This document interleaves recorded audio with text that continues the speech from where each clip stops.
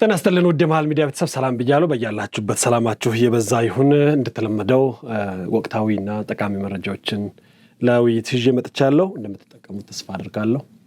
እንደ ሁሉ ጊዜም መሃል ሚዲያን እየተከታተላችሁ ላይክ በማድረግ ሼር፣ ሰብስክራይብ በማድረግ እንዲሁም የደወል ምልክቷን በመጫን አባል እንድትሆኑ በጥልቅ አክብሮት ጠይቃለሁ። የሚሰማችሁን ሐሳብ በጨዋነት በኮሜንት ስር እንድትጽፉ በመጠየቅ ወደ ዋናው የዕለቱ መወያያ አጀንዳ ከመግባቴ በፊት አንዳንድ ብትሰሟቸው ይጠቅማሉ ብዬ ያሰብኳቸውን መረጃዎች በማንሳት ነው የሚጀምረው። ምናልባት ሁሌም እንደተለመደው ከመከላከያ ገጽ አየት እናደርጋለን። በዜናዎችም እንደምዳሰሱ ዛሬም ለማየት ሞክሬያለሁ። በሁለቱም በኩል በአማራም በኦሮሞም ጽንፈኛ መሃል ላይ የተወሰደ እርምጃ አለ። ምናልባት ከረፈደ የሰማነው አንዱ በሸኔ ላይ የተወሰደ እርምጃ ነው። የስድስተኛው እዝ ኮሮች በተሰማሩበት የግዳጅ ቀጠና ትላንትና ባካሄዱት ስምርት ነው ራሱን ፋኖ እያለ የሚጠራ ጽንፈኛ ቡድንና አሸባሪ ሸኔ ቡድን ተከታትለው በመምታት አኩሪ ታሪክ የሰሩት። ይህንን ስምርት የመሩት የዘመቻው ኃላፊ ሌተናል ኮሎኔል ግዳይ ህሉፍ ይባላሉ። ከሳቸው እንደሰማነው ከሆነ በአማራ ክልል በምስራቅ ጎጃም ዞን በአዋሳኝ አካባቢ በተለይ ኦሮሚያ ክልል ሰሜን ሸዋና ምዕራብ ሸዋ ዞኖች ጠላት እነዚህ ሽብር ቡድኖች ይንቀሳቀሳሉ ተብሎ የሚጠበቁ አካባቢዎች ላይ የተለየ ስምርት ወስደው ነው ክፍለ ጦር የተንቀሳቀሰው። ለዚህ በዚህ ባካሄደው በርካታ አሰሳ የጽንፈኛውን ሸኔንም የአካባቢ ላይ ያለው ፋኖንም ኃይል አጽድቶ አካባቢው ሙሉ በሙሉ ነፃ ሆኗል። በምስራቅ ጎጃም ጎዝማን፣ ዳባይ ጠላት፣ ደብረ ኤልያስ፣ ቸርተከል፣ ደጎማል፣ ወርቃማ፣ ግራቅደም፣ ያጊድ፣ እማሆይ ስም ከተሳሳትኩ ይቅርታ፣ እማሆይ ገዳም፣ ሞንጋ ጊዮርጊስ እና ሎሜ ኢየሱስ በተባሉ ቀበሌዎችም ተደብቀው ሲንቀሳቀሱ የነበሩ የጠላት ኃይል ሞተዋል። የተወሰኑት ምርኮ ተይዘዋል። በዛ አካባቢ የነበረው ተመሳሳይ እርምጃ ተወስዶ ጸድተዋል ነው። በተለይ ከመከላከያ እንደሰማነው ከሆነ በሰሜን ሸዋና ክፍል ምዕራብ ሸዋ ዞኖችም በሂዳቦ፣ አቦቴ፣ ደጋምና ሜታ፣ ወልቂጤ ወረዳዎች ሸኔ ይንቀሳቀስ ነበር። እሱም አካባቢ የቡድኑ አመራር ጨምሮ ተደምስሷል። ሌተናል ኮሎኔል ግዳይ ይህን በሰፊው አብራርተዋል። ጠላት ላይ ከደረሱ ኪሳራዎች ለመግለጽ ያክል 106 ሞተዋል። በጣም ያሳዝናል።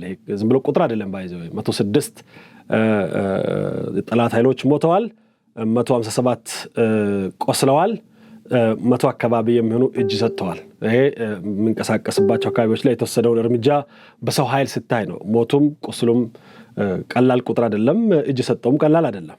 እንግዲህ በተለይ የንብረትም ኪሳራ ደርሶባቸዋል በጠላት ላይ። ይሄ በየጊዜው ለአንዳንዶች ቁጥር ነው የሚመስለው እያቀረብን ያለ ነው፣ ግን ከቁጥር ያለፈ ወጣት ነው። ይሄ ወጣት አልባሌ ሞት እየሞተ ነው ያለው። ዛሬ እንግዲህ ይሄንን ከመሸ የሰማነው ነው ወደ ከሳት አካባቢ።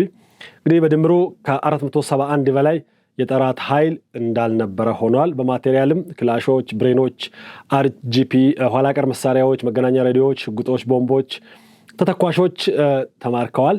እዚህ በቲፒኤልኤፍ በኩል በሱዳን በኩል እንዲሁም ከግደፍ በኩል የገቡ ቁሳቁሶች ናቸው። ተመሳሳይ እርምጃዎችም እንደሚወሰዱ ነው። ምናልባት የተለያዩ ምስሎችን በፌስቡክ ገጽ ላይ በመከላከያ እንዲሁም በቴሌግራም ገጽ ላይ ገብታችሁ እንድታዩ አበረታታለሁ። እነዚህ ኋላ ቀር መሳሪያዎች እንደማገዶ ሰብስቦ አሳይቷቸዋል። እሱንም እንድትከታተሉ ይሁን። ከምዕራብ ሸዋ አካባቢ ምናልባት ጥሩ እርምጃ ማለት የሚቻለው ታጣቂዎቹ ሸኔ አባላት ነን ብለው ራሳቸውን የሚጠሩ የነበሩት እጅ ሰጥተዋል። በተለይ በምዕራብ ሸዋ ዞን ውስጥ ሜታ ወልቂጤ ወረዳ ነው ነፍጥ አንግበው ሲንቀሳቀሱ ነበር። አካባቢውንም ልማት ሲያደናቅፉ ነበረ። ዜጎቻችን በሰላም ወጥተው በሰላም እንዳይገቡም ሲረብሹ ነበረ። ከነትጥቃቸው እጅ ሰጥተዋል። እንደዚህ አይነት ውሳኔዎች እጅግ የሚበረታታ ነው። ከዛ ውጪ ያሉ ውሳኔዎች ግን ለሞት የሚዳርግ ነው። ያንኑ ነው እያየን ያለ ነው። ሌላ ግሩም ዜና ያገኘሁት ምናልባት በኢትዮጵያ አንዱ ከለውጥ ወዲህ ከፍተኛ ትራንስፎርሜሽን እየታየ ያለው የፋይናንስ ስርዓቱ ነው። በተለይ ዲጂታል የፋይናንስ ስርዓት የዛሬ 6 ዓመት ኢትዮጵያ ውስጥ የዛሬ 6 ዓመት ነው ሲመጣ ጥሬ ገንዘብ ነው ይዘን የምንንቀሳቀሰው። ዛሬ ነው ከመጣው ጥሬ ገንዘብ በአይኔ ለማየት ሁላ እስኪቸገር ድረስ ሁሉም ነገር ዲጂታል ነው። ዲጂታል ትራንዛክሽን ያለው ያን ዲጂታል ትራንዛክሽን ምናልባትም ዓለም አቀፍ ያደረገ ስምምነት ዛሬ ተፈጽሟል። ከአዲስ ስታንዳርድ ነው መረጃውን ያገኘሁት። ኢትዮጵያ ውስጥ ባንኮች በባንኮች መሃል ምናልባት ኤቲኤም ይኖሯችሁ ወይ ደግሞ ትራንስፈር ስታደርጉ ባንኮችን ከባንኮች ጋር የሚያገናኝ ድርጅት አለ። ኢቲስዊች ይባላል። ምናልባት ለማታውቁ እኔ አሁን ካርድን ተጠቅሜ ንግድ ባንክ ኖሮኝ ከዳሽን ባንክ ቢሰራ መሀል ላይ ያለውን ትራንዛክሽን የሚሰራው ካምፓኒ ነው ኢቲስዊች ማለት። በኢትዮጵያ ውስጥ ያሉትን ባንኮች ያስተሳሰረ ካምፓኒ ነው ኢቲስዊች። የአገልግሎት ክፍያ እንከፍላለን፣ ምንም አንጨነቅም። ባንክ ጋር ሳንሄድ ስንፈልግ ትራንስፈር እናደርጋለን፣ ስንፈልግ እንቀበላለን፣ ስንፈልግ እንልካለን፣ ስንፈልግ ኤቲኤም እንጠቀማለን። ኤቲኤም አጠገብ ያለውን ኤቲኤም ነው የምንጠቀመው፣ የትኛው ባንክ ነው አንልም። ይሄን ምቹ ያደረገው ኢትዮጵያ ውስጥ ስመ ገናናው ኢቲስዊች ነው። ብዙዎቻችን ምናልባት ፋይናንሻል መረጃዎችን ማትከታተሉ ከሆነ ላታውቁ ትችላላችሁ። ይሄ ኢቲስዊች ኢትዮጵያ ውስጥ የዲጂታል ትራንዛክሽን ከተጀመረ ጀምሮ ሰፊ ስራ እየሰራ ያለም ነው። እውነት ለመናገር እንደ ጀማሪ ሳይሆን በጣም ጠቃሚ በጣም አስደናቂ ድርጅት ነው። እውነት ለመናገር ኢትዮጵያ ውስጥ ከፍተኛ የሆነ ፋይናንስ ውድቀት ሲገጥም አይተን አናውቅም። በተለይ ከአንድ ባንክ ወደ አንድ ባንክ ትራንስፈር ሲደረግ ብዙ ጊዜ ባላንሳችንም ላይ ወዲያው ነው የሚታየውና ፍጥነቱ ያስገርመኝ ነበር። የሀገር ውስጥን ተደራሽነት ብቻ ላይ ሳይቆጠብ ዛሬ ዓለም አቀፍ ተደራሽነትን ይፋ የሚያደርግ ስራ ሰርቷል። ምናልባት ትራቭል ለምታደርጉ ቤዛችሁ ነገር ቤት ላደረጋችሁ ጥሩ ዜና ሊሆን ይችላል። ኢቲስዊች ከማስተር ካርድ ጋር ነው ዛሬ ስምምነት ተፈራረመው። ኢቲስዊች እና ማስተር ካርድ በኢትዮጵያ የዲጂታል ክፍያ ስርዓትን ለማሳደግና ሀገሪቱንም ከዓለም አቀፍ የፋይናንስ መረብ ጋር ትስስር ለመፍጠር የሚያስችል ግሩም ስምምነት ተፈራርመዋል። ስምምነቱ ትናንትና ህዳር 15 ነው የተፈረመው። ፈጠራ የታከለበት ደህንነታቸው የተጠበቀና ዓለም አቀፍ እውቅና ያላቸው የክፍያ መንገዶችን ለማዘጋጀት ያላቸውን የጋራ ቁርጠኝነት የሚያሳይ እንደሆነ የተገለጸው። እንግዲህ አንዱ ማስተር ካርድ ብዙዎች የምታውቁት ነው። ቪዛ፣ አሜሪካን ኤክስፕሬስ ምንላቸው ብዙ አሉ። ማስተር ካርድ አንዱ በዓለም ላይ ስሙ ገናና ነው። ስሙ ገናናነቱ ብቻ ሳይሆን ይዞት የሚመጣ የአሰራር ስርዓት አለ። ይዞት የሚመጣው የአሰራር ስርዓት የፈጠራ አቅም፣ የቴክኖሎጂ አቅም አለ። ያን የኢትዮጵያ ኢቲስዊች እጅግኑ ይጠቀማል ብዬ አስባለሁ። ከዚያ ያለፈ አንዱ አፍሪካ ላይ ተጋላጭ ከሆኑ ሀገራት መካከል የዲጂታል ኢኮኖሚ በማሳደግ ኢትዮጵያ ራሷ ተጋላጭ ናት። በሺዎች የሚቆጠር የሳይበር ጥቃቶች ይመጣሉ። ያን ጥቃቶች በመከላከል አይ ቲንክ ማስተር ካርድ እንደ ስሙ ማስተር ያደረገ ነው። አንዱ ክሬዲት ካርዶች የምትጠቀሙ ሰዎች ታውቃላችሁ፣ ያለምንም ስጋት ነው የምንጠቀመው። ክሬዲት ካርድ ስንጠቀም ኃላፊነቱን በክሬዲት ካምፓኒ ላይ ጥለን ነው። ማስተር ካርድ የምትጠቀሙ ከሆነ ማስተር ካምፓኒ ላይ ነው የምትጥሉት። ማስተር ካርድ ካምፓኒ ላይ ምናልባት ቪዛ የምንጠቀሙ በቪዛ ላይ ነው። ያ የሴኪሪቲ ኢሹ ሀክ እንዳይደረግ ሀግን ብትደረግ ተከታትሎ በማስመለስ የኮንፊደንስ እድል የሚጨምሩ ነው። ይህንን ይዞ ኢትዮጵያ ውስጥ መግባታቸው እጅግ ጠቃሚ ሆኖ አግኝቻለሁ። በተለይ ደህንነቱ የጠበቀ ዓለም አቀፍ እውቅና ያለው የክፍያ መንገዶችን ለማዘጋጀት እጅጉኑ ይጠቅማል። በተለይ ለኢትዮጵያዊ ነጋዴዎች እና ቱሪስቶች እጅግ ጠቃሚ ነው። በስምምነቱ ኢቲስዊች በማስተር ካርድ ኢንተርፌስ ፓይንት ምናልባት ቴክኒካል ተርሙን አናቅም ኤምአይፒ እና በማስተር ካርድ ዓለም አቀፍ የክፍያ መግቢያ አገልግሎቶች ኤምፒጂኤስ አማካኝነት ከማስተር ካርድ መረብ ጋር ቀጥተኛ ትስስር እንደሚፈጠር ተጠቁሟል።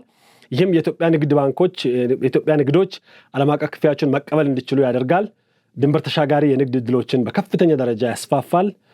በተጨማሪም የኢትዮጵያ ባንኮች በዓለም ዙሪያ በሚገኙ ኤቲኤሞች፣ የሽያጭ መቆጣጠሪያ ተርሚናሎች፣ ፒኦስ ተርሚናልስ እና በድረገጽ ነጋዴዎች ዓለም አቀፍ ተቀባይነት ያላቸው የቅድመ ክፍያ የውጭ ምንዛሬ ካርዶችን እንዲያወጡ እንደሚያስችል ተገልጿል። ይህም ለተጠቃሚዎች የክፍያ ምቾትን ይጨምራል በእጅጉ። ከዛ ባሻገር ደግሞ አገሪቷ ጥሬ ገንዘብ አልባ ካሽ ላይት ኢኮኖሚ የምታደርገውንም ሽግግር የሚደግፍ ነው የሚሆነው። ብዙ ጊዜ እንግዲህ ከውጭ ወይ በዶላር ኦንላይን የሚገዛ ነገር የጓደኛ ፈልጋችሁ ምናምን ነው በብዛት። አንዳንድ ኤክሰፕሽናል የሆኑ ነጋዴዎች ካልሆኑ በስተቀር ወይ አንዳንዶች ደግሞ ሌላ ቴክኒክ ነው የምትጠቀሙት። በተለይ ቨርቹዋል ገንዘብን ለማዛወር በሚቻል መልኩ። አሁን ግን ይሄ ስምምነት የዓለም አቀፍ ግብይትን፣ ንግድን፣ ኢንቨስትመንትን ውጭ ሀገር ብትሆኑ በኢትዮጵያ ካርድ ተጠቅማችሁ ካለው ሀገር የገንዘብ ስርዓት ያለምንም ችግር እንድትሳተፉ የሚያደርግ ነው። እጅግ ግሩም ስራ ነው። ይሄንን መረጃ ለማካፈል የወደድኩትን በዚህ ምክንያት ነው።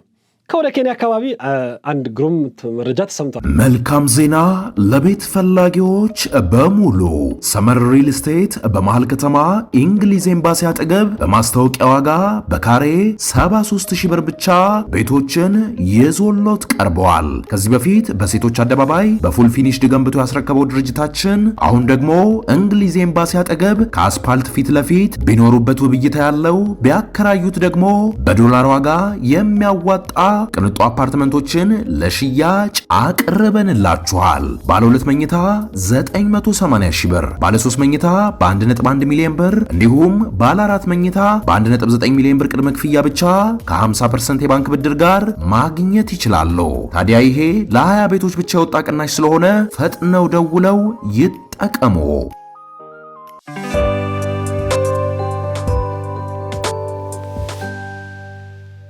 ከወደ ኬንያ አካባቢ አንድ ግሩም መረጃ ተሰምቷል። በጣም አስገራሚ ነው። ለጎረቤቶቻችን ምናልባት ትምህርት ሊሆን ይችላል ብዬ አስባለሁ። ነገሩ ለጎረቤቶቻችን ባይዘው እያንዳንዱ የምናቀርባቸው ዜናዎች ትምህርት ይሆናሉ። እነሱ ገና ኤቲኤም ማሽን አልደረሱም። እኛ ዓለም አቀፍ ትራንዛክሽን መረብ ውስጥ ስለመግባት አንድ ኢትዮጵያዊ ነጋዴ ጀርመን ሄዶ የኢትዮጵያን ካርድ ተጠቅሞ ስለመግዛት ስለመሸጥ ነው እያወራን ያለነው። አሁን ኮምፕሬሄንድም ሊያደርጉ አይችሉም። አንዳንዴ ዘሎ የሚገባ አቅም ያለው መሪ እስካልመጣ ድረስ በጣም ኋላ ቀር እየሆኑ ነው ያሉት።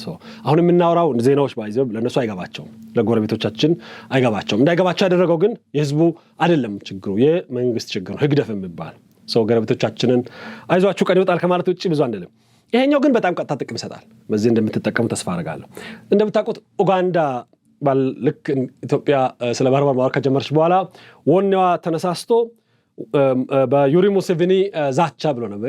በቃ እንፈልጋለን ካልሆነ እንወራለን ብሎ ነበር ኬንያ መዛት አላቃታትም። ኬንያ ባይዘው በምስራቅ አፍሪካ ካሉት ምርጥ ከመባሉ ሀገራት አንዷ ነች። ግጭቶች አሉ፣ የብሔር ሽኩቻዎች አሉ። በንጽጽር ግን ሰልጠን ያለች ሞዴሬት የሆነች ከተማ ተወዳጅ ናት። ጠላት አይደለችም ከማንም ጋር።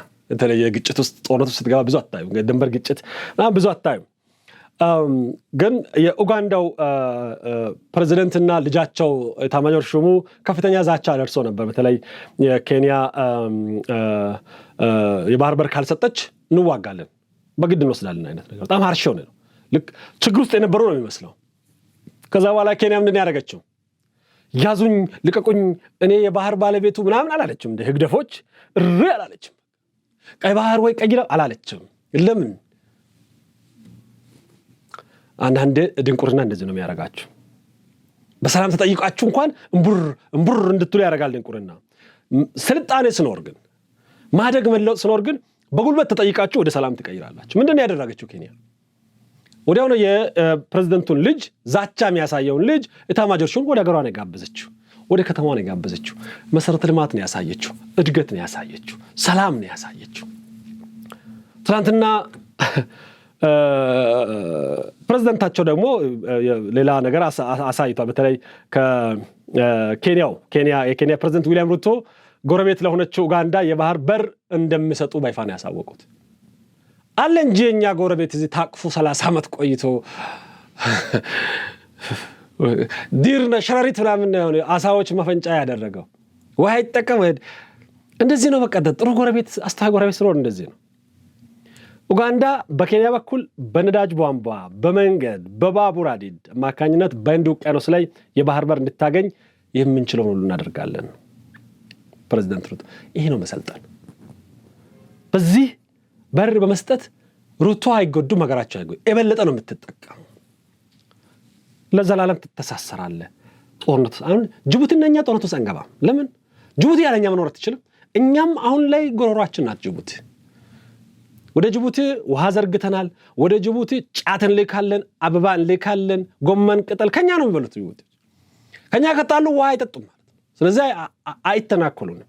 አንዳንዴ በኢኮኖሚ መተሳሰር ቋሚ ጦርነት ማስቀራም መንገድ ነው። ባይዘ በመሰረተ ልማት ስትተሳሰር ስትዋጋ የምታጣው የራስን ንብረት ነው፣ የራስን ንግድ ነው፣ የራስን ኢንቨስትመንት ነው።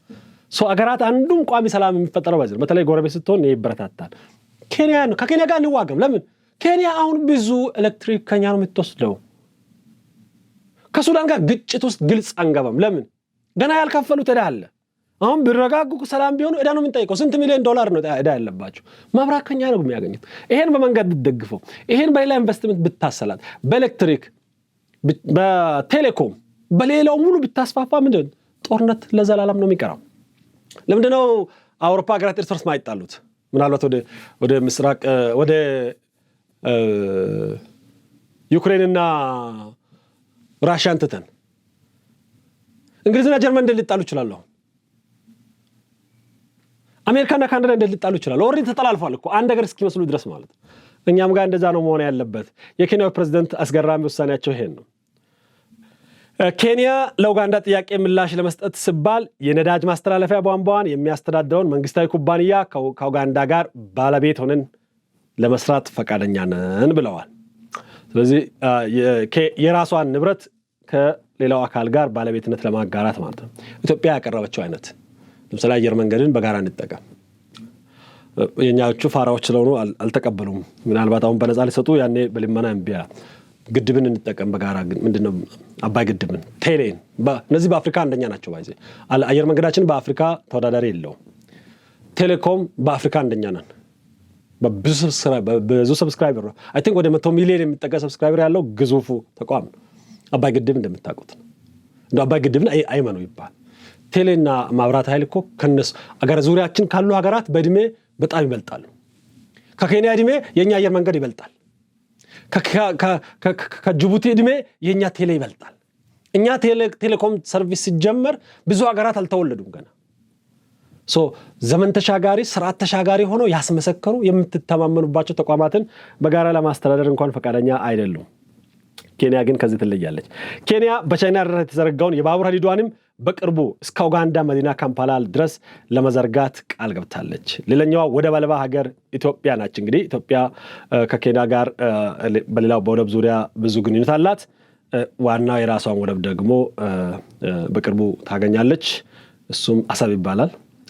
መልካም ጎረቤት እና መጥፎ ጎረቤት እንግዲህ በምርጫ አይመጣም። በዚህ በኩል ክፉ ጎረቤት አለን፣ በዚህ በኩል ጥሩ ጎረቤት አለን። ምን ይደረጋል እንግዲህ። ኬንያውያን ኡጋንዳውያን ግን እንዳስቀኑኝ ለመናገር እወዳለሁ። ከዚህ በላይ የምንጠብቀው ከኛዎቹ ጉዶች ነበሩ። አንዳንዴ እኔ ኬንያ አለመመላለሴ፣ ጅቡቲ አለመሄዴ ይቆጨኛል። ወደዚህ እንከፍ ሰውዬ ወዳለበት 5 መመላለሴ በጣም ይቆጨኛል። ኢንተርኔት በሌለበት በተዘጋ ከተማ 1 ወር መሰቃየቴ፣ እስር ቤት፣ ሰፊው እስር ቤት ማለት ኤርትራ ማለት ሰፊ እስር ቤት ማለት። የኛ እስር ቤት ኢንተርኔት ሰርቆ ይሰማሉ፣ ያያሉ፣ መጽሐፍ ያነባሉ እና ቲቪ ያያሉ። መብራት አይጠፋም ማለት መብራት እንደውም ከተማ ይጠፋል፣ እንትን እኮ አይጠፋም እስር ቤት። ለልማት ብለን ያን ያህል ለፍተን ባዶ መቅረታችን ቢያሳዝንም ግን ከጎረቤቶቻችን ይህን መስማት ጥሩ ይመስለኛል። ትላንትና ጀምሮ የተሰማ ያለ በታህታይ አያዳቦ ጋዛ ተጋሩ በሚባል ቦታ የኤርትራና የህወሓት የወንጀል ስብስቦች በህገወጥ መንገድ የማዕድን ቁፋሮ ላይ መሰማራታቸውን ከአካባቢው የመጣ መረጃ ያሳየናል። በተለይ ከኤርትራ በኩል 18ኛው ክፍለ ጦር ውስጥ ያሉ ወንጀለኞች ናቸው በዚህ የተሰማሩት። ከህወሓት በኩል ደግሞ ራሳቸውን አርሚ 13 ብለው የሚጠሩ ናቸው። እዛ አካባቢ ያሉ ዜጎቻችን መረጃውን እንዲወጣ ይፈልገዋል። መረጃውን ለማድረስ ሞክረናል። እነዚህ እንግዲህ ለትግራይ ህዝብ ስምል ስገዝት የነበረው ኃይል የትግራይን ንብረት በዚህ መልኩ ነው እያጠፋ ያለው። ይህንን መከታተሉ ተገቢ ይመስለኛል። ወደ ዋናው ከመጋቢት በፊት የመጨረሻ መረጃ የማረጋው የሲንጋፖሩ ጉብኝት ነው። አይ ቲንክ ዛሬ ማታ ነው የሚጠናቀቀው። የሲንጋፖሩ ጠቅላይ ሚኒስትር እንዲሁም የኛው ጠቅላይ ሚኒስትር በጣም ጠቃሚ ውይይቶችን አድርገዋል። ሰፊ ንግግሮችንም አድርገዋል።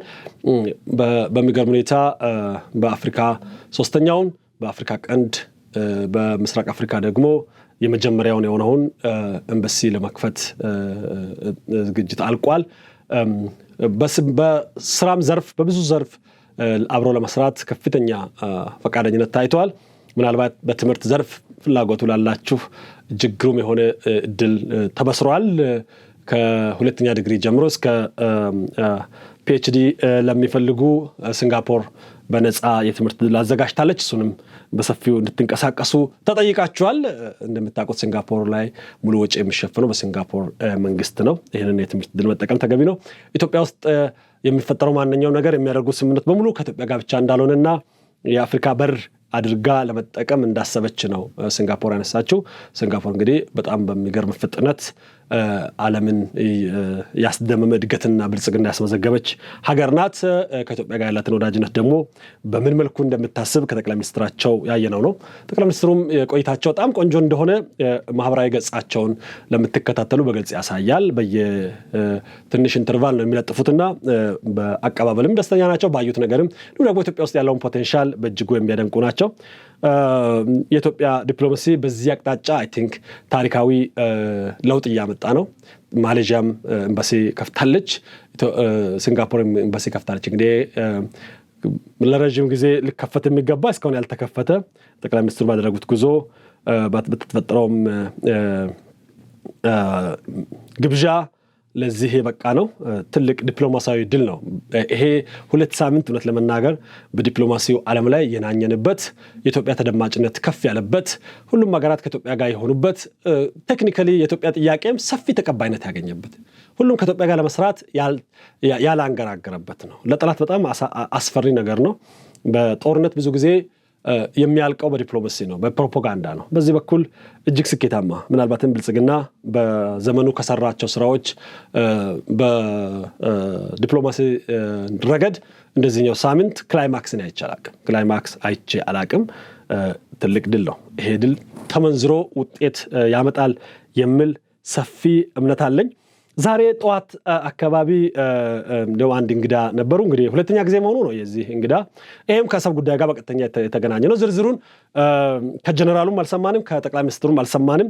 ጠቅላይ ሚኒስትሩ ጀነራሉም በግል መገናኛ ዘዴያቸው የጻፉት ጠቃሚ ውይይት እንዳደረጉ፣ ውይይቱ በአፍሪካ ቀጠና ጉዳዮች ላይ በሰላም ጉዳዮች ላይ የሆነ ነው ያሉት። ከዛ ውጭ ያለውን ዝርዝር አልተናገሩ፣ ግን ይታወቃል የጦር መሪ ሲመጣ ከሴኩሪቲ ጋር የተያያዘ ነው፣ ከአሰብ ጋር የተያያዘ ነው። ጠቅላይ ሚኒስትር ዶክተር አብይ አህመድ እና የአሜሪካው የአፍሪካ እዝ አዛዥ የሆኑት ጀነራል ዳግቪን አርኤም ናቸው ከጠቅላይ ሚኒስትሩ ጋር የተገናኙት። አይ ቲንክ ከሳቸው ቀድሞ የነበረውም አይ ቲንክ ጥቁሩ ሰውዬ ነበር፣ ስማቸውን ዘነጋሁት፣ የምታስታውሱ ጻፉ። እሳቸውም ጠቅላይ ሚኒስትሩ አግኝተው ከዛ በኋላ ፊልድ ማርሻሉን ካገኙ አይ ቲንክ የተወሰኑ ወራቶች አልፈዋል። ውይይታቸው በቀጠናዊ ጸጥታ ጉዳዮች ላይ ነው እና በዚህ ጉዳዮች ላይ በላቀ ትብብር ለመስራት በሚቻልባቸው ጉዳዮች ላይ በሰፊው ውይይት አድርገናል ያሉት ጠቅላይ ሚኒስትር ዶክተር አብይ ናቸው ከጽህፈት ቤታቸው። እንግዲህ ከኤርትራ ጋር በተያያዘ ነው የአሰብ ጉዳይ እየተጠናቀቀ መሆኑን አንዱ ማሳያ ዲፕሎማሲው እየተሰበሰበ ነው ያለው። አሁን ከማሳመን አልፎ የማጠቃለያ ስራ የማጠቃለያ ምዕራፍ ነው። የማጠቃለያው ምዕራፍ ላይ አሜሪካና አጋሮቿ፣ ቻይናና አጋሮቿ ህግደፍ ላይ ምን ተጽዕኖ ያሳድራሉ የሚል የመጨረሻ ውጤት ነው የሚጠበቀው። ማንበርከክ ይችላሉ። አንበርክከው ህግደፍን እየገረፉ ወደ ጠረጴዛ ያመጣሉ። በጣም ሊሆን የሚችል እድል አለው። ግብፅን ተቆጥተው ግብፅ የአሜሪካን ድምፅ አስተጋብታ ግብፅ ኤርትራን ብትቆጣ የኤርትራ መንግስት የግብፅ አሽከር ነው፣ የግብፅ ሸክላ ነው። ግብፅ ናት እንደፈለገች የምታበጃጀው። ግብፅ ናት ቅርጽም አቅምም የምትሰጠው። የምትሞላውም ባዶ የምታደርገውም ግብፅ ናት። ግብፅ ኢትዮጵያን ጫና ውስጥ ለማስገባት የሰራችው ካርታ ነው። ቴክኒካሊ ግብፅ የአሜሪካንን ሰምታ ኢሳያስን ካዘዘች ፕሮባብሊ የሚሆን ነገር ነው። የዚህ ዲፕሎማሲ ክላይማክሱ መጨረሻ ላይ ሽማግሌውን ማንበርከክ ከሆነ የምናየው በቅርብ ቀናት ውስጥ በቅርብ ሳምንታት ውስጥ የምናየው ነው የሚሆነው። አይሆንም ከተባለ ደግሞ ቀጣዩና ባይሆን የምንመርጠው የሽማግሌውንም እድሜ ሊያሳጥር የሚችል መንገድ ሊከተል የሚችል እሱ ነው። ከዛ ውጭ ሌላ አማራጭ የለም። ይሄ የማይሆን የሚመስላችሁ ካላችሁ አሁንም ደጋግመን የምንነግረው እሱ ነው። ኢትዮጵያ ከዚህ በኋላ ምርጫ አይደለም። የኢትዮጵያ ጉዳይ የባህር በር ጉዳይ ምርጫ አይደለም። ዋጋ ስለተወደደ ብቻ ይመስላችኋል? ኖ፣ የሴኩሪቲ ጉዳይ ነው። የታሪክ ጉዳይ ነው። የመጪ ትውልድ ጉዳይ ነው። የመኖር ያለመኖር ጉዳይ ነው። የህልውና ጉዳይ ነው። በዚህ መልኩ የተሰራበትም ነው የተለፋበትም ነው። ደግሞ በድንግዝግዝ አይደለም። ባህር በር ኖሮን እናውቃለን፣ አተን እናውቃለን። ልዩነቱ ግልጽ ነው። ያጣንበትን የስብራታችን ምልክት የሆነውን ምናልባትም ሊያዋርደን ለሚፈልግ ኃይል አንድ ትልቅ ድግልና ስኬት ተደርጎ የተወሰደውን የባህር በር አልባነትን ለአንዴና ለመጨረሻ ጊዜ የምንሰብርበት ነው። ከዚህ ፍላጎት ጋር የሚገጥም ካለ መልካም ድል ከማለት ውጪ ሌላ የምንለው የለንም። ወደ ዋናው የዕለቱ መወያያ አጀንዳዎች ልውሰዳችሁ። ሜሪትስ ፕሮፐርቲ ቀድመው ለሚመጡ የ30% ቅናሽ ያገኛሉ ይሎታል። ቤተ መንግስት አቅራቢያ አራዳ ፓርክና ፍሬንድሺፕ ፓርክ ከፊትና ከኋላ ያደመቀው አፓርትመንቶቻችን ባለ 1 መኝታ ሙሉ በሙሉ ሽያጭ ማጠናቀቃችንን እየገለጽን ባለ 2 እና ባለ 3 መኝታ በካሽ ለሚከፍሉ 30% ቅናሽ የተደረገባቸውን አፓርትመንቶች እንሆ ብለናል። ባለ 2 መኝታ በ5.9 ሚሊዮን ብር ጠቅላላ ክፍያ፣ ባለ 3 መኝታ በ8 ሚሊዮን ብር አጠቃላይ ክፍያ የማለት ቀድመው ለሚመጡ በካሬ 90 ሺህ ብር የነበረውን በ63 ሺህ ብር ብቻ እየሸጥን እንገኛለን። በዚህ መንደር መዋኛ ገንዳ፣ ጂምናዚየም፣ ደረጃውን የጠበቀ ሰፋፊ ሊፍቶች፣ ምቹና በቂ መኪና ማቆሚያ ቦታዎች፣ ዘመናዊ የደረቅ ቆሻሻ ማስወገጃና አውቶማቲክ ጄኔሬተር የተገጠመላቸው እንዲሁም የከርሰ ምድር ውሃና ለተለያዩ አገልግሎቶች የሚውል ሰገነትም በአንድ አካቷል። ለበለጠ መረጃ ከታች ባለው ስልክ ይደውሉ።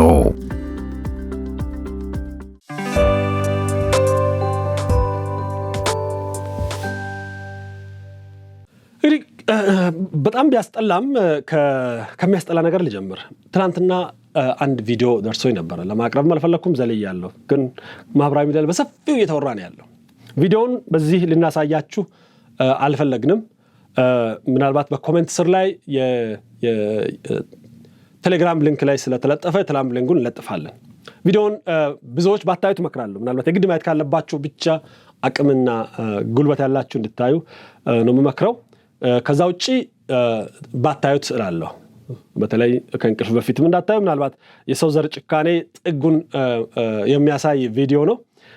ቪዲዮ ላይ እንግዲህ በአማራ ክልል ነው የተፈጸመው። ራሱን ፋኖ ብሎ የሚጠራ ቡድን ነው ሌላኛውን ወጣት አካሉን በህይወት እያለ ከእጅ ጀምሮ ነው የሚቆርጠው። በጣም ዘግናኝ ጭፍጨፋ ነው። ዘግናኝ እንትን ነው። ሰው መሆናችሁን የምትጠሉበት፣ መፈጠራችሁን የምትጠሉበት ነው። በዓለም ላይ ብዙ ጭካኔዎች ሲፈጸሙ ታያላችሁ። ብዙ ትጥቆች በትጥቅ ትግል ላይ የተደረጉት ትግል አለ። በአምላም ባላም ብቻ አይደለም። በኢትዮጵያ ውስጥም ብዙ ትጥቅ ትግሎች አይተናል። ኢትዮጵያ ከትጥቅ ትግል ራሷን አሳርፋ አታውቅም። በገዛ ልጆቿ በየዘመኑ ሽፍቶች አሉ፣ በየዘመኑ ታጋዮች ነን ባዮች አሉ፣ በየዘመኑ መሳሪያ አንስተው ይተንቀሳቀሱ አሉ። ነገር ግን በዚህ ልክ ወርደን አናውቅም። በዚህ ልክ ከስረን አናውቅም። ኢትዮጵያዊ መሆን በራሱ የሚያሳፍር እስኪሆን ድረስ ፋኖ ነኝ ብሎ ራሱን ከሚጠራው አካል ላይ የሚፈጸሙ ዘግናኝ ነገሮች ስታዩ በጣም ትደነግጣላችሁ። ሰው በሰው ላይ ሊያደርገው የማይችል የማይታሰብ አባት በልጅ ላይ ያደረገውን ያየነው ነው። በጥይት ሲገዳደሉ ያየነው ነው።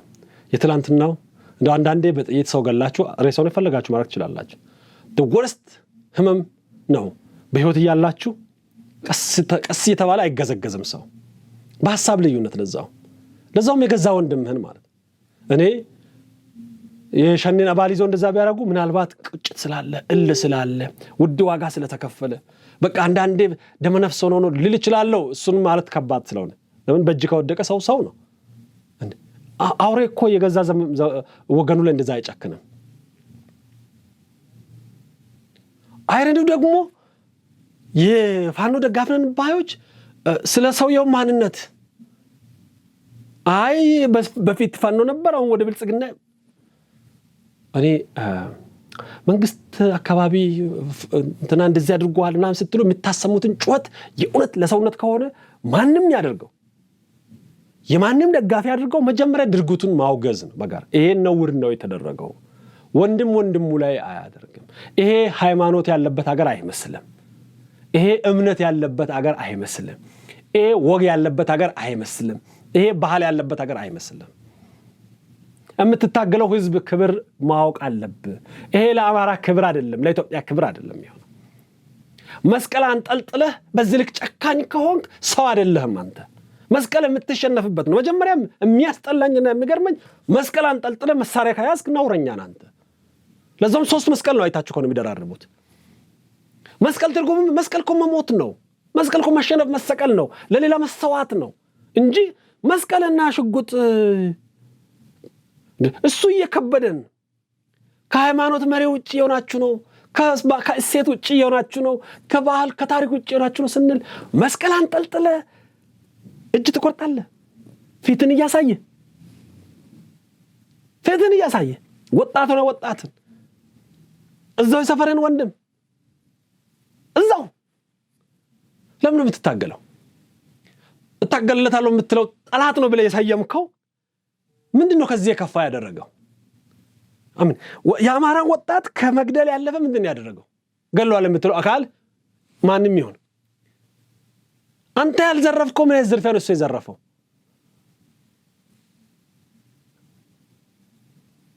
እስቲ አንተ ያላደረከውን ጠላት ነው ብለህ የሰየምከው ከምን ልታድነው ነው? ጭፍጨፋው ችግር የለም ማን ጨፈጨፈ ነው? አማራ ተጨፈጨፈ የምትለው አንተ ስትጨፈጨፍ it's okay go on። ሌላው ሲጨፈጨፍ ነው ችግር የሆነው? እንዴት ሆነ ነው የገዛ ወንድምህን እየጨፈጨፍክ እያየው እኔ ሌላ ቋንቋ ተናጋሪ የሌላ እምነት ተከታይ የሌላ ባህል ባለቤት እንዴት አድርጌ ነው የኢትዮጵያ መሪ ላረግ የምችለው? ያንተን አስተሳሰብ ያገር ላረግ የምችለው? እንኳን ያገር ላረግ ሰፈሪ ላይ እኮ አልቻልክም። መጀመሪያ ሰፈሪ ላይ አማራ የሚለው አይደንቲቲ አልሰበሰበህም እኮ። በምን ከፋፈልክ? የሻል ወሎዬ ብለህ ተከፋፍለህ ስትዋጋ ታብ ጎንደር ብለህ ስትዋጋ ስታበቃ ሸዋ ብለህ ስትዋጋ ስታበቃ ጎጃም ብለህ ስትዋጋ ጎጃም ውስጥ ገብተህ ምስራቅ ጎጃም ሰሜን ጎጃም ብለህ ስትዋጋ ምስራቅ ጎጃም ብለህ የአሳምነው የምናምን ስትዋጋ ስታበቃ ደግሞ መጥተህ መግደል ስትጀምር አባት ልጁን ስለገደለ ጀግንነት ይባላል? ልጅ አባቱን ለህዝብ ነው ካልክ ለዛ ትሞትለታለህ እንጂ ያን ህዝብ ትከላከልለታለህ እንጂ ከጠላት ተጋፍጠህ ሞተህ ታድነዋለህ እንጂ እንዴት ትገለዋለህ? አማራ ላይ ጄኖሳይድ ተፈጸመ አይደል ያልከው? ጄኖሳይድ ፈጻምን እዋጋለሁ ብለህ ነፍጥ አነሳው የምትለው ያን ነፍጥ ማነጣጠር ያለብህ መከላከያ ከገደለ መከላከያ ላይ፣ ሸኔ ከገደለ ሸኔ ላይ ነው። በቃ ያቀስት እኔ ጋር ይረፍ፣ እኔ ጀግና ነኝ፣ ደረት አለኝ፣ ግንባር አለኝ፣ በቃ ዘራፍ የከለ ልጅ ሽገዳ ሽጣይ ብለህ ወጣ አይደል? ከጠላት ጋር ለምን ትዋጋም? ህዝብ ለምን ትከላከል? እናቶችን ለምን ትከላከል? አባቶችን ለምን ትከላከል? እንዴት እነሱ ጉያ ተደብቀ እነሱን ትገላለህ? እንዴት ይሄንን እንደ ትልቅ ነገር ፕሮፓጋንዳ እየሰራ ደግሞ ሚዲያ ላይ ታጓራለህ? የሚዲያ በሬ ኮርማ በሬ ሰንጋ በሬ ስለማይጨው ነው ከይቅርታ ጋር ቤተሰብ ስለተቀጠቀጠ ይሄ ያልተቀጠቀጠ ኮርማ በሬ ነው የሚጨው ዝም ብሎ ባዶ። እኔ በምንም መልኩ ማይገባኝ ነገር ሰው ህወሓት አሁን ነው እንጂ እንደ ፉኝት ራሱ መብላት የጀመረው እኮ እየጠበቀ ነው። ይሄኛው እንደ ፉኝት እናቱን የሚበላ አባቱን የሚበላ ወንድሙን የሚገድል ከዛስ አማራ ያለቀ ነው ላዲ ነው። ሌላ ክልል ላይ የሚኖር አማራ ተገደለ ብለህ ጉያ ስር ቤቱ ሄደ ትላንትና ነው ሰምተን ያበቃ ነው። ልጅን አላስደፍርም ስትል እናትን ገለ ልጅ ደፈርከው። እሱ ሳያበቃ ደግሞ ዛሬ ወንድሟን ታርዳለህ። እንደው ማራድ እኮ ጤናማ እኮ በቃ በአንድ ትገላገላለህ። አስባችሁታል? ብዙዎችን ቪዲዮ ሳይው የምታመሙት ለምን ይመስላችኋል? ዝምድና ስላለ አይደለም። ሰው መሆን በራሱ ከባድ ነው የሚያደርገው። ሰው ስትሆኑ ሌላ ሰብአዊ ሰው መንገድ ላይ ወድቆ ሞቶ ብታገኙ እንቅልፍ አተኙ። ለምን? ሰውነት ይሰማቸዋል። ሬሳ ስታዩ ብሔር አይደለም ትዝ የሚላችሁ ሰውነት ነው ትዝ የሚላችሁ። አንገቱ ተቆርጦ የሆነ ሰው ወድቆ ብታዩ ቋንቋው ሃይማኖቱ ትዝ ያላችሁ ሰው መሆናችሁ ትዝ የሚላችሁ። ባህር ውስጥ ሰጠመ ሲባል ሰው መሆን፣ የመኪና አደጋ ደረሰ ሲባል ሰው መሆን ነው። ከናንተ ቁጥጥር ውጪ ሆኖ ለተፈጠረ ነገር ሰው መሆን ከተሰማችሁ ሰው ናችሁ። ተፈጥሯዊ ነው። ይሄ እንስሳ ላይም አለ። እንስሳ እኛ ሀገር መስቀል ስታረድ ደም ሲፈስ ደም እንስሳ በማይደርሰው ቦታ ነው የሚደረገው። አፈሮት ነው። ስለምን? እንስሳው ደሙን ሲያይ ያጓራል። ለምን? የገዛ ደሙን ያውቀዋል። ለበግ ደም ላም አታጓራም። ለምን? አታውቀውም። ላም የላምን ደም ነው የምታውቀው። በግ የበግን ደም ነው የምታውቀው። ማያውቁት ቦታ ደም በማሽተት ብቻ ይረበሻሉ እንስሳት። ፋኖ ነኝ የምትሉት ሰዎች ምን ጉዶች ናቸው? እየተለምለው እንዳንተ ጭካኔ ያለው እኔ ከዚህ በላይ አይወርዱም። በቃ የጭካኔ ልክ ታየ፣ ሪከርድ ተሰበረ። በቃ ሰው ከዚህ ልክ ታች መውረድ አይችልም ብዬ ደምድሜ 3 ቀን አይፈጅም። ሌላ ኧረ ደስ አለኝ ተሳስተሃል። ሌላ እኮ ወንጀል እኮ አለ።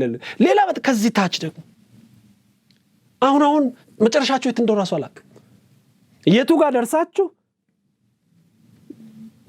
ጥልቅ ነው እንደናንተ ዝቅታ ሲኦል ነው እንደናንተ ዝቅታ መጨረሻው የማይታይ የማይሞላ የማይጠረቃ በጣም አሳዛኝ ይሄንን የማታወግዝ አንተም ብሎ የዲሞክራሲ ታጋይ አንቺም ብሎ የነጻነት ታጋይ ይሄን ለዚህ መግለጫ ማታወጣ የሽማግሌዎች ስብስብ ኢህአፓ ባል እናት ፓርቲ ባል ጂኒ ፓርቲ የምትል መርጥ አልቃሽ ሞት ሳይሆን ማሞተ የሚያሳስብ ወንጀል ሳይሆን ማሰራ የሚያሳስብ ፍጅት ሳይሆን ማፈጀ ኦር ማተፈጀ ሬሳ ላይ ብሔር የምትቆጥር ሬሳ ላይ ሃይማኖት የምትቆጥር አሳዛኝ ፓርቲና የፓርቲ መሪ እናንተም ከነሱ አትሻሉ የእውነቴን ነው የምላችሁ ከፈጻሚ አትሻሉም በግብር እነሱ ፈጽመዋል በሐሳብና በዓላማ ግን እናንተም ፈጽመሃል አንቺም ፈጽመሻል ምኑ ነው ብዙ ነገር በሐሳብ ነው የሚያልቀው ሐሳብ ላይ ከተቀበልከው ድርጊት ሜካኒካል እንደውም የሚበልጣው የሚከፋው መፍራት ያለብን የሐሳብ ወንጀል ነው በሐሳብ ላይ ያበሰልከው ወንጀል የሰራውን ወንጀል ነው አቅምና አጋጣሚ ስታገኝ የምትፈጽመው አንድ ድምጽ ደግሞ እንወጣም አሁን ስለ ሴቶች መደፈር አንዳንደኛ ለፕሮፓጋንዳ እኔ አሁን አንዳንድ ነገር ለፕሮፓጋንዳ ተሰራ እንደዚህ አንድ ነገር ለፕሮፓጋንዳ ማይመችም ቤተሰብ በዚህ ዓለም ሲያየን ፋኖና ሸኔ ብሎ አይደለም የሚያየን ኢትዮጵያዊ ነው የሚያሳዝነው እሱ ነው ባይዘ ልጆቻችን ወደፊት እኔ የኔ ልጆች ይሄን አድገው ሲያዩ ልጆቼ አድገው ሲያዩ ፋኖ ምሉትን አያውቅም ምን አይነት ጉድ አገር ውስጥ ነው ተወልጄ ያደኩት ነው የሚሉት ልጆቻችን ባይዘው ወንድሙን ሲያርድ ነው የሚያዩት ፈረንጅ ሲያይክ አፍሪካውያን ነው ምለው እንደማንዳል ፋኖ ሸኔ እሱን አያውቁትም አማራ ትግሬ ኦሮሞ አያውቁትም እነሱ በቃ ከዚህ ውጥት ስትል አንተ በቃ ጥቁር አፍሪካዊ ነህ አለቀ ክብርም ካለ ከበዛ ነው ውርደትም ካለ አንድ ላይ ነው እንኳን በኢትዮጵያ ውስጥ ያለ ለይቶ ሊያውቁ ሌላ አፍሪካ ወንድሞቻችን ማፈሪያ የሚሆን ነገር ነው ይሰራናል ይሄ ለፕሮፓጋንዳ ማለት ይሄ ምናፍርበት ምንሸማቀቅበት ቤታችን ሰብሰብ ብለን ምንድነው የሆነው ምን ጉድ ነው የገባን የምንልበት ነው እንደ ኢትዮጵያ እነ ፋኖ ደጋፊዎች ነን የምትሉ ደግሞ ጥፍራችሁ ስር ነው መግባት ያለባችሁ ጥፍራችሁ ስር መደበቅ ማፈር መሸማቀቅ መዋረድ መቁዘም ነው ያለባችሁ ይሄ ትግል ፈቃይል በዚህ ነው ለመንግስት የምትጣለው ምን አገናኘው የዚህ ወጣት እጅ መቁረጥና መንግስት ይመጣል በምን ሂሳብ ነው ይሄ ወደ መንግስት መጣል ሊያመራ የሚችለው ባይተኛው አቅማችሁ ነው መንግስትን የምትጥሉት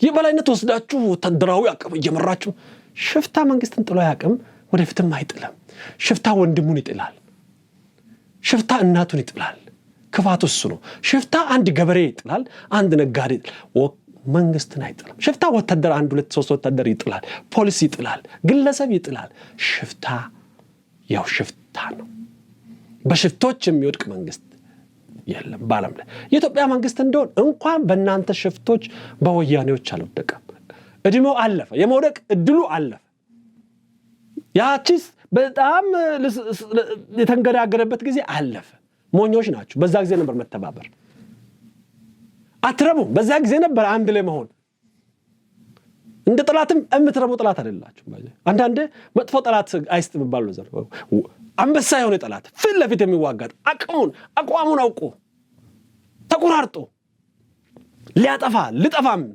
ከዛ በኋላ ትፋለማለህ ከዛ ጠላት ጋር ቦታ አለው አድራሻ አለው ድንበር አለው ግንባር አለው ህግ አለው ትፋለማለህ ወይ ያሸንፋል ወይ ታሸንፋለህ ካሸነፍክ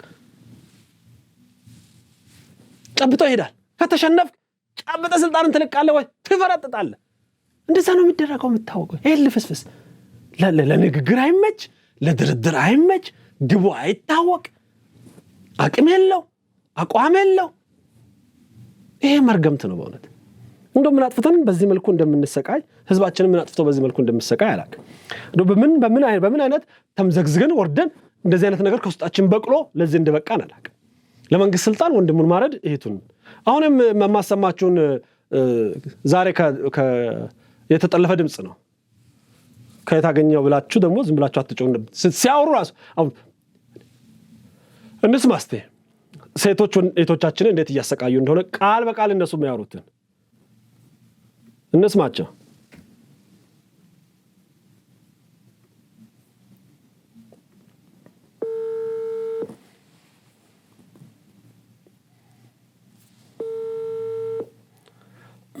የምትሰሙትን ድምፅ መተማ አካባቢ የሚንቀሳቀስ ነው። ራሱን ፋኖ ብሎ ይጠራል። ሴቶችን እየደፈረ እንደሚገኝ ራሱ ሌላ ፋኖ ነው ማብራሪያ የሚሰጠው። የቡድኑ አባል ነው። ይህንን ለሌላኛው የቡድኑ አመራር በስልክ ደውሎ መረጃ ይሰጥ ነበረው። መረጃውን የሚሰጠው የቡድኑ አባል ባንዲራው ይባላል። መረጃውን እየተቀበለ ያለው የቡድኑ አመራር በለጠ አዶኛ ይባላል። በዋናነት በእነዚህ ሁለቱ መካከል የሚደረግ የስልክ ልውውጥ ነው ተጠልፎ የመጣ። እንስማ። ሄሎ ወየ ያያዩ እንዴት ነህ? አለሁ። ደህና ሰነበትኩ።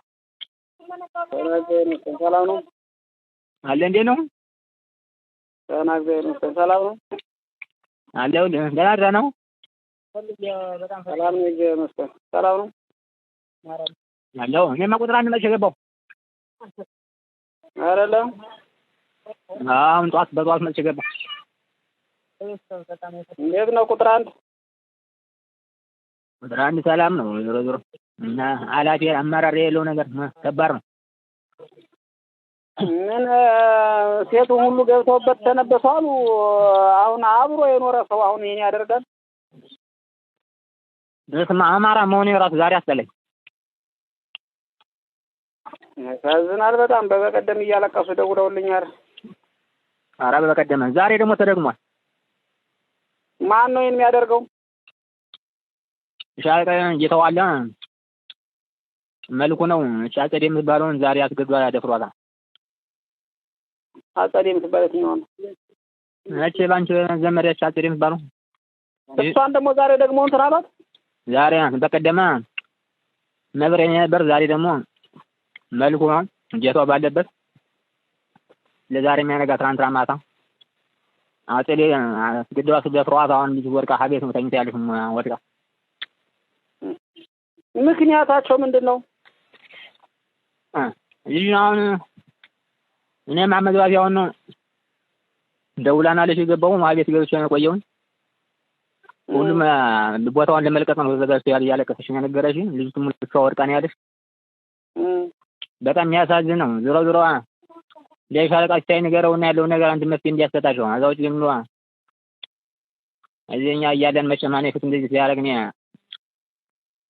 ራሱን መቼም ማያዘም ሲሆን አመልጣለሁ። አዛው ዝም ብሎ የአበሬ ኖርከውን ህዝብ ነገ የሚቀብረንን ህዝብ እያስለቀስ ዝም በቡድንና በጋራ ሆነ እኔ ግፍና በደል ማድረስ እንጃ ምን አይነት ተልእኮ እንዳላቸው ግራ የሚያጋባ።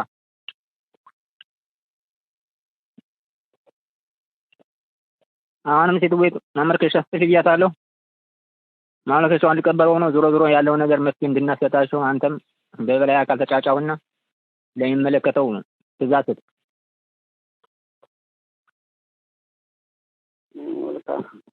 አዛውጭ ግን አሁን ቀጣይም ደግሞ እንደተያዘ ሌላ ሴቶች እንደተያዘላቸው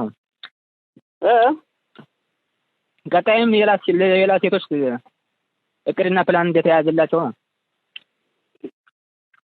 የሚያመላክት። ዞሮ ዞሮ አንድ ቤት አሁን ምን አድርገዋቸው ነው ይሄን ያህል? እንደው ሴት አልጠፋ ሴት አለበት ነው የከረሙ። ይሄን ያህል ምንድነው ጉዳያቸው? ጉድ ታምር ጉድ። እንዲያው በጣም እያሳዝን ነው እና ያለው ነገር ለሻለቃም ደውልለት ለሀብቴም ንገረው በአስቸኳይ መፍትሄ እንዲሰጥ መሆን አለበት።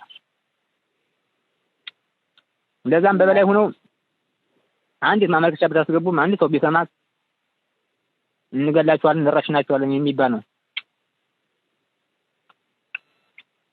ዛቻ ነገር ጋር የሚሰጣቸው ያለ እንጃ በጣም የሚያሳዝን ነው። ዞሮ ዞሮ እንዲያምርብላ እና እንዴት ነው? ደህና ነን የሚያዘው ነው። ሰላም ምን አዲስ አለ? ምንም የለም፣ ሁሉም ባለበት ነው። ወደ ላስታማ ገብተዋል ብለውኛል። ዞሮ ዞሮ ነው ሻለቃ። ሁሉም ጠርጎ ሄዶ ወደ ሸዲ ነው የገባው ነው። ወደ ሸዲያዋ መኪና እኮ ነገር በቀደመ 3 መኪና ተጭኖ እንደገባ ነው። ለኳችሁ እንደ ምንም አመዳም ሌባ ሁሉ አሏት። ቲክቶክ ላይ አይተዋል። ተነስ ጠላት መጥቷል አለው። በደግ አለና መሳሪያውን ያዘና ማን ነው የመጣ ምናምን አለው። ፋኖ አለው። አረ ፋኖ ከሆነ ተኛ ዝም ሊሰርቅ ነው መጥቶ ይሆናል። መሳሪያውን ጣል አድርጎ መልሶ ይተኛል። ታምር አለ። አይ እንደ ያሳዝናል። ምን የሚያሳዝነው ጀግኖች የተባልነውን ያህል እንዲያው ውስጦች አስባላችሁን ወየለው ዙሮ ይሄ ነገር ግን ደውላቸውና መፍትሄ እንዲሰጠው ማመልከቻውን ልቀበላት ነው። ደውላቸዋለሁ። እሺ አረኛ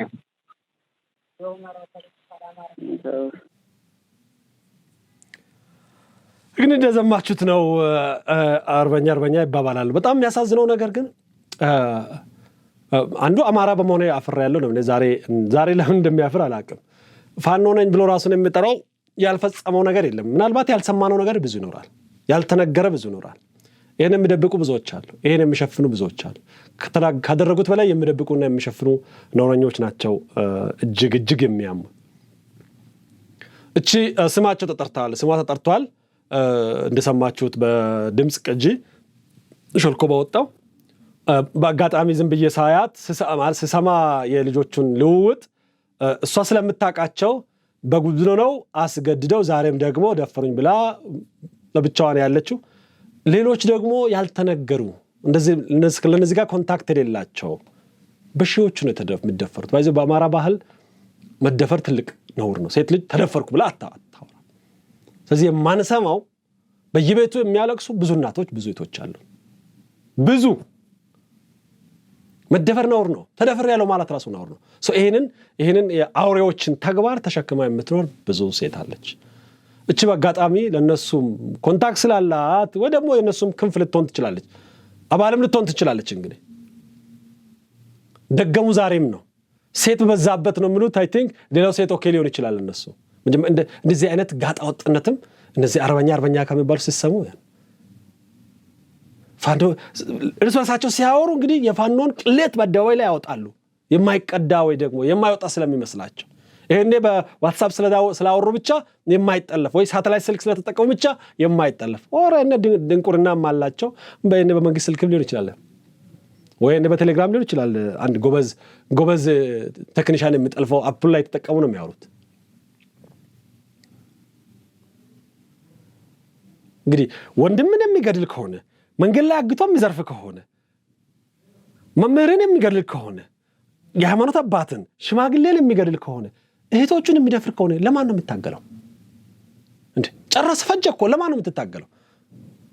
ህይወትን የምትሰጠው በጣም ለተቀደሰ ነገር ወይ ለእምነት ወይ ደግሞ ለሰው ልጅ ነፃነት ነው አይደል? ሰው የሚሞተው ወይ ደግሞ ሀገርን በክብር ተዋድቀ ልዕልናዋን ሉዓላዊነቷን ለመጠበቅ ነው አይደል? ለምሳሌ እኛ አሁን ለቀይ ባህር እንሞት ስንል ቀይ ባህር ላይ ሞተን ልንጠቀም አይደለም፣ ልጆቻችን እንድጠቀሙ ነው።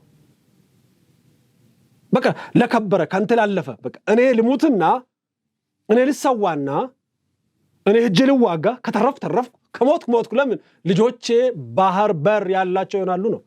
የነፃነት ታጋይም ስትሆን በነፃነቱ ጉዞ ትሰዋለህ፣ ትቆስላለህ፣ ትሞታለህ፣ ልትድንም ትችላለህ። ከዳንክ የነፃነትን ዋንጫ ታነሳለህ። ካልተረፍክሳ ጓዶች ወይም ካንተ ኋላ የሚመጣው ትውልድ ያን ያነሳል ለከበረ ዓላማ እንጂ ለመድፈርማ በየከተማ ስንት ወንጀለኛ አለ። ለመዝረፍማ በየጫካው ስንት ዘራፊ አለ። ለማገትማ ስንት ወንበዴ ደነዝ አለ። ስንት አውሬ በሰው አምሳል የተፈጠረ ስንት አውሬ አለ በየዓለሙ። ስምህን ፋኖ ብለህ ለነፃነት ብለህ ትታገል። የኛ ሀገሩን ልዩ የሚያደርገው ለመዝረፍ ትወጣና ትዘርፋለህ። ከዛ በላይ የዘረፍኩት ለአንተ ነፃነት ነው ትላለህ። ሴትን አስገድደህ ተፍራል። ይሄን የምደፍረው ለአማራ ነፃነት ነው፣ የአማራን ሴት የደፈርኩት። ፓራዶክስ በጣም ነው የሚያሳም። የተማርኩኝ የምን ባለ ድርጅቴም ባለ ፓርቲውም እዚህ ስር ይወሸቃል። በቃ ነውሪም ከሆነ ማን የፈጸመው? የኛው ፋኖ አረተዋ ሸፋፍኑ ደፋፍኑ። ስማችን ይበልጣል ከእህቶቻችን ስቃይ፣ ስማችን ይበልጣል ከወንድሞቼ ስቃይ። አባቶች ቢገደሉም ስማችን ትንሽ ይበልጣል። አረ ይሄ ነገር በየግሩፖቹ ሲያወሩ አንዳንድ ሾልከን እንገባለን። አረ ይሄ ነገር አዋረዱን፣ አረ ይሄ ነገር አንድ በሉ፣ አረ ቶሎ ሌላ ፕሮፓጋንዳ እንፍጠርና ሚዲያውን አጀንዳ እናስቀይር ይላል። ለስምህና ለድርጅትህ ከተቆረቆርክ ከህዝብ በላይ ፋሽስት ነህ፣ ነውረኛ ነህ፣ ሰው አይደለህም፣ ክብር የተገባህ አይደለህም፣ ስልጣን ልሰጥህ የተገባህ አይደለህም፣ ፓወር በእጅ ልገባ አይገባም። ለምን? ሰው አይደለህም። መደበቂያ ጭምብል ነው ነፃነት፣ መደበቂያ ዋሻ ነው የአማራ ጥያቄዎች እንጂ በውስጥ ማንነት በውስጥ ሰውነት አንተ አውሬ ነህ፣ ገዳይ ነህ፣ ቡቸር ነህ፣ ኢሰብአዊ ነህ፣ አታዝንም፣ አታለቅስም። ያ የሰውነት አስኳል ያ የርህራሄ ማንነት ጠፍቷል።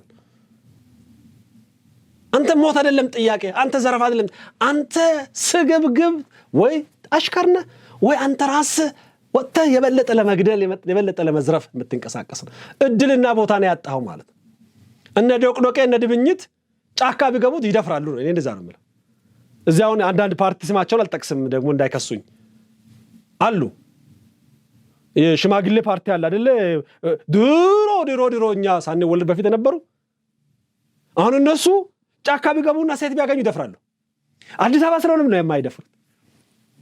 አላችሁ ፓፓ የምትባሉ በአባት በእናት የምትጠሩ እድሉ የምታገኙ ትደፍራላችሁ። ለምን?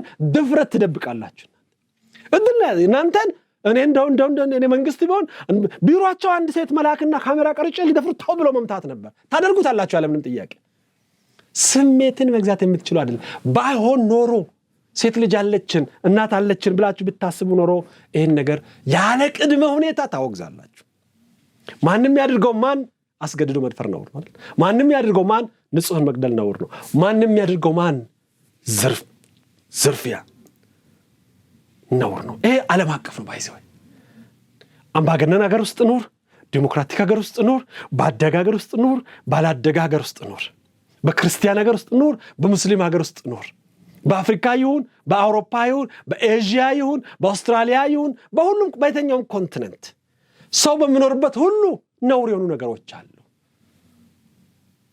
የፓርቲ ልዩነት ሳይገድብ፣ የጾታ ልዩነት ጋር ሳይገድብ፣ የእድሜ ልዩነት፣ የዘር ልዩነት፣ የሃይማኖት ልዩነት፣ የቀለም ልዩነት ሳይገድብ እንደ ሰው የጋራ የምትወስዳቸው ሰውነት ይባላል። ሰው ከሆንክ በኋላ ነው ወደ ሌላ ልዩነቶች ወደ ሌላ ማንነቶች የምትዘረዘረው።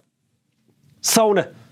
ስለዚህ እንደ ሰው ግሎባሊ የሰብአዊነት ስሜትና የሰብአዊነት መብት ተቋዳሽ መሆን አለብህ። የፈለገ ብታንስ ከዛ ሴት ውስጥ ነው ሰብሴት እየሆንክ የምትሄደው።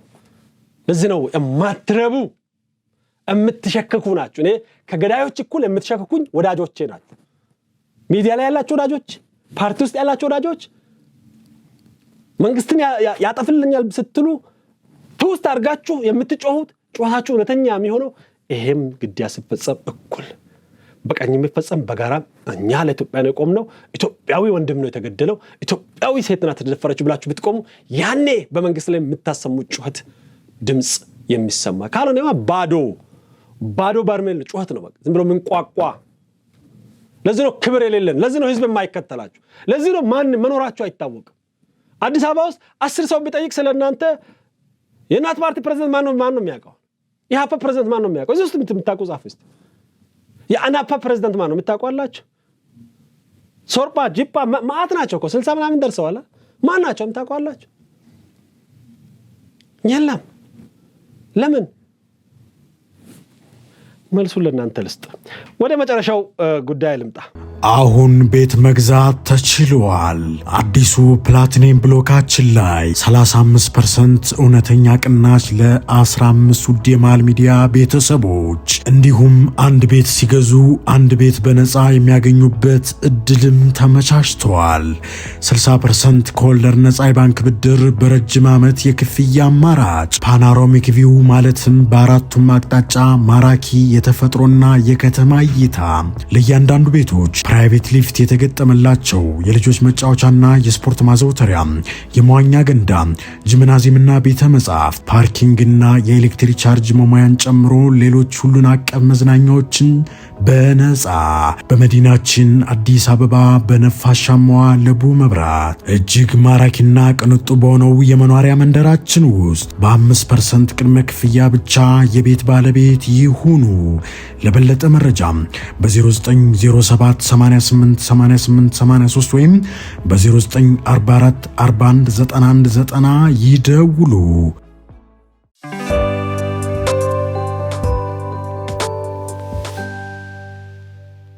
የመጨረሻ ጉዳይ ብዙ ጊዜ አልወስድባችሁም፣ ትንሽ ረዘም አድርጌያለሁ ዛሬ። ጌታቸው ረዳ ከአልጀዚራ ጋር ከሳምንት በፊት በለንደን ያደረገው ቃለ መጠይቅ ሲጠበቅ ነበረ። ቃለ መጠይቁ አልወጣም፣ ግን ተቆራርጣ ግን ማስታወቂያ ወጣለች። ማስታወቂያው ምድሩን እየገለባበጠ ነው። አንዱ አስገራሚ ነገር ቃለ መጠይቁን ሁሉም ጋር ስለሰማችሁ ቃለ መጠይቁ የአልጀዚራው ቲቪ ለንደን ሄዶ ነው ኢንተርቪው ያደረገው ጌታቸው ረዳን። ጌታቸውን የማሳጣት ነው፣ ጌታቸውንና አብይን የማጣላት ነው። እኔ ይህንን ስሰማ ትዝ ያለኝ የዞሃራና የዶናልድ ትራምፕ ነው። ሁለቱም ከመገናኘታቸው በፊት በምርጫ ቅስቀሳ ጊዜ በጣም የሚሰዳደቡ ናቸው። በዚህ በአሜሪካን ፖለቲካ አንዱ የታወቀ ነው። አንዱ ትራምፕ ናዚ ነው፣ ፋሽስት ነው ያልተባለ የለም። ተጠይቋል። ዞሃራ ትራምፕ ቢሮ ቁጭ ብሎ አጠገብ አሁንም ትራምፕን ፋሽስት ብለው ወይ የምትቀጥለው?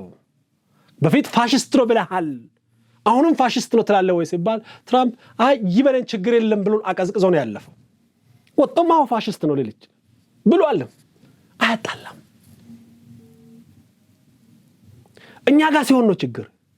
ለምሳሌ ለመቀበል ከብዶናል። አብይና ጌታቸው ሲጨባበጡ ጌታቸው በጌታቸው ልክ አብይን የዘረጠጠ ያዋረደ ተደምሮ እንኳን የለም። ጠላቶቹ በጦርነት ወቅት የፈለጉትን ቢባባሉ በሰላም ወቅት ቅም ከተያያዙ ጅሎች ናቸው ማለት ነው። ኦር በቀለኛ ናቸው። ኢሞሽናል ኢንተለጀንስ የላቸውም ማለት ነው። ይሄ በአፍሪካ የተለመደ ስለሆነ የተሰከ ለኛም የከበደን ለዛ እኔ ራሴ ሸክኮኛል። ሲጨባበጡ ውርር ነው ያለ። እንዴት ከገዳይ ጋር ይጨባበጥ? እንዴት ለዚህ ሁሉ ልቀት ይሰማኛል? ለምን የኛ ደም ስላለበት። በፕሮፓጋንዳ ብቻ ቢሆን ነው ኦኬ።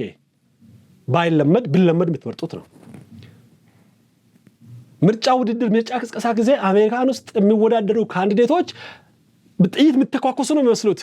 ከክርክሩ መድረክ ሲወጡ ተቃቅፈው ነው ቡና የሚጠጡት። ያን መልመድ አለብን። ጌታቸውን ማኖ ለማስተካት የሄደበት መንገድ፣ ጌታቸው እምቢ ያለበት መንገድ፣ አንዳንዶቹ ጌታቸውን እንዴ አሁን እኮ አብሮ እየሰሩ ነው። ጌታቸው ምንም በፊት ብል ምንም አይጠቅምም። አሁን ምንም ብል ልዩነታቸው ነው። አሁን አብሮ እየሰሩትን ነገር የሚጎዳ ሰው ሞቶ የለም እንዴ? ጌታቸው ጠቅላይ ሚኒስትሩን ጄኖሳይደር ነው ባለማለቱ የምታኮርፉ ካላችሁ የመንግስትን ስርዓት ፖለቲካ አልገባችሁ። ወይ ደግሞ ጌታቸው አብይ ጄኖሳይደር ነው ስላለ አብይ ያኮርፋል ብላችሁ የምታስቡ ካላችሁ አሁንም ፖለቲካውና ፖለቲከኝነት አልገባችሁ። እነዚህ ሁለቱ ወጣቶች ናቸው።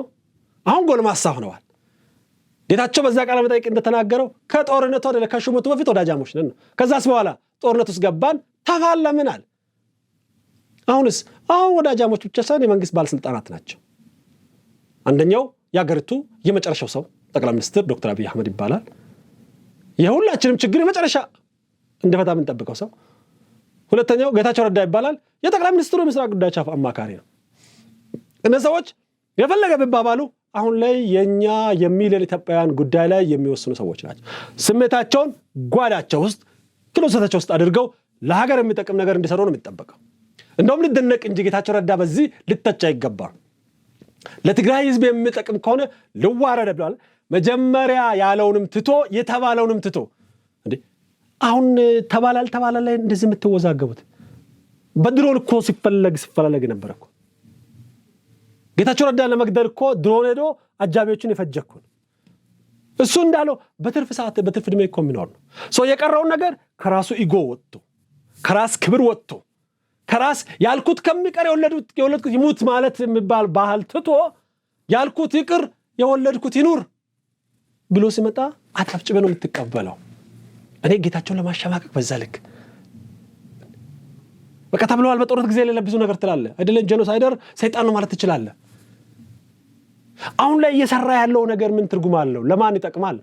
ለምን ማን ሰለጥ ነው? ሚዲያ ላይ ያላችሁ እንደውም ገታለው ጌታቸው ረዳ ነኝ ከጠበቁት በላይ በጣም ገታለው የራሱ ጀርባ አጥንት ያለው ሰው ለነገሩ እንደዛ ባይሆን ኖሮ ከነዛ ግዑዛን መካከል አምልጦ አይወጣም እኔ እንደው ልንለማመድ ይገባል እንደው በጣም ቅራለኝ እንደው ከጌታቸው ይልቅ አልጀዚራ የኳታሩ ኮተት ምን ያክል በእኛ ሀገር ሰላም እንደማይደሰት ጦርነት እንዳይቆም እንደሚፈልግ በጌታቸውና በመንግስት መስራት እንደተናደደ ነው ተገቢ ያሉን ጥያቄ ስጠይቅ ነው ያስተዋልኩ ምንድነው እንደዚህ ያደረገው ስንት የምጠይቅ ጥያቄ ሌላ ለምን እንደዛ አይጠይቅም አሁን ጦርነት የሚያውጁትን ለምን እንደዛ አያንጠረጥረው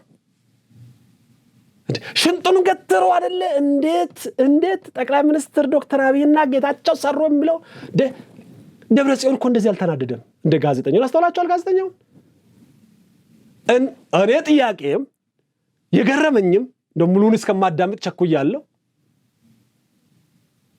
ለማመን እስከከብ ድረስ ለምን ያስፈልጋል ጥያቄ ያልኩበት ጋዜጠኛው ነው ወጥሮ ነው ያዘው መፈናፈኛ ከልክሎ ለጌታቸው ግን ጀግና ነው ጌታቸው እኔ አላቅም አንዳንድ ወዳጆቹ ነጥብ ጥሏል ምናምን ነጥብ እዚህ እኮ ነጥብ መጣል ጉዳይ አይደለም ነፍስ ያለ መጣል ጉዳይ ነው እኮ የራስ ክብርና ጽድቅ የምታስጠብቀታል የትግራይ ወጣቶችን የማዳን ስራ እኮ ነው እነዚህ ሁለት ሰዎች ሁለት አካላት ተስማምተው ሲሰሩ ሚሊዮን ነፍሶች እኮ ናቸው ምድኑት ወጣቶች እኮ ናቸው ምድኑት ባልተስማሙ ጊዜ ምንድነው የተፈጠረው ወጣት ነው የረገፈው እንዴ ምንድነው ቁማር እየተጫወተ የምትፈልጉት እኔ ለጌታቸው ክብር ተብሎ አሁንም ሚሊዮን ወጣት እንዲቀጠፍ እግር እንዲያጣ እናት እንደገና ታስተሳላችሁ ያዘን ዊክ በትግራይ ታወጀበትን ጥቁር ደመና ሀገራችን ላይ የከበበ መስል ቀፋፊ ዘመን ቢሊዮን ዶላር የምንከሳከስበት በቆሰለ ኢኮኖሚ የትግራይ ወጣት ምንድነው እያደረገ ያለው ወዴት ነው እየፈለሰ ያለው ወዴት ነው ስደት እየሄደ ያለው ለምንድነው ወደ ለዛ ማናዝ ነው ይሄ የፖለቲካ ቁማር የምንጫወትበት ጊዜ ነው ወይስ ነፍስ የምናድንበት ጊዜ ነው ፖለቲካው እንደውም እንደጌታቸው መተመለመድ ያለበት ትላቅ ባወራውት ነገር ተቸክሬ ይቀራሉ አይባልም ዛሬ ምን ያዋጣል ነው ጦርነትን ለማስቀረት ምንጣፍ መሆን ካለበት ምንጣፍ መሆን አለበት ክብር ሰው በማዳን ላይ ነው መሆን ያለበት ጦርነት ለማስቀረት እኔ አንድ አባገዳ ያወሩት አይረሳኝም ስማቸውን አላውቅም አንድ ወፈር ያለው አባገዳ ምናልባት ይሄ የኦሮሞ ፓርቲዎች አንድ ላይ ጥላ ስር እንዲሰበሰቡ የተጀመረ ጊዜ እያለቀሱ እኔ ሰንጋ በመታረድ ፋንታ እኔ ልታረድና እናንተ አንዶኑ ጦርነት አልተጀመረም በእነዚህ ፓርቲዎች ግን የኔ መታረድ የኔ መሞት አንድ የሚያረጋችሁ ከሆነ ዛሬ እኔ ታርጄ እናንተ አንዶኑ ነው እንደዛ ነው የሚባለው